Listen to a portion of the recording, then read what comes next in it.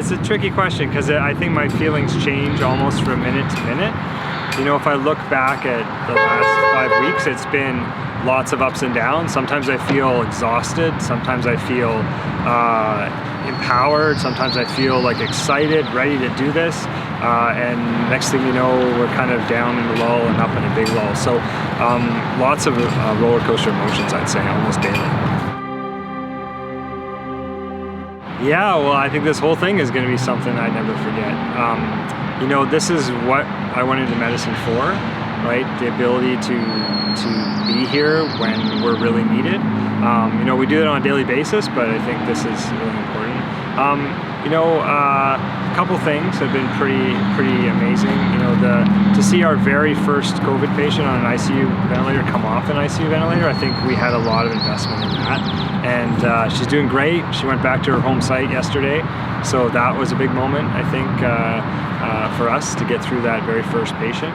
Out here in Abbotsford, it's been pretty amazing to have the mobile medical unit show up and the support we're getting here to deal with what we're dealing with right now. So there's a couple of moments I remember for sure. My nurses, by far. You know, they are the front lines. They step up every day.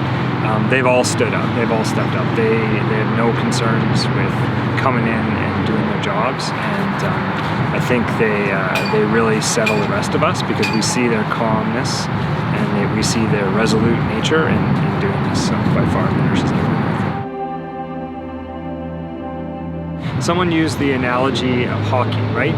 The first period, second period, third period, and he said, you know, we just finished the first period, we're in the first intermission, and we're going into the second period. And I think it was really good because we've spent a whole bunch of time getting ready for this craziness that we were expecting, and luckily, you know, thanks to social distancing, we're not there. Now we're in the intermission, and we really don't know what comes next, and that's what's on my mind. I don't know, like, you know, Bonnie Henry put this graphic up last night that talked about what if we all went back to normal, what would happen, and that's what I'm nervous about, right? I look outside my window and people are gathering a bit more and enjoying the weather, and on my mind, I'm really nervous of what that's going to do, what that's going to do.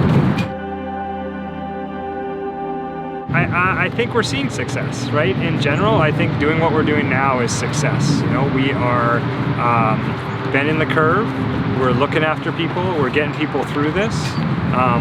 We're saving lives, and if we can keep doing that, I think that's success. The profound impact to me is that our world's changed, and in many ways for the good, and in many ways not for the good, and that's going to have a lifelong impact on me, on my family, on, you know, my friends, on everything.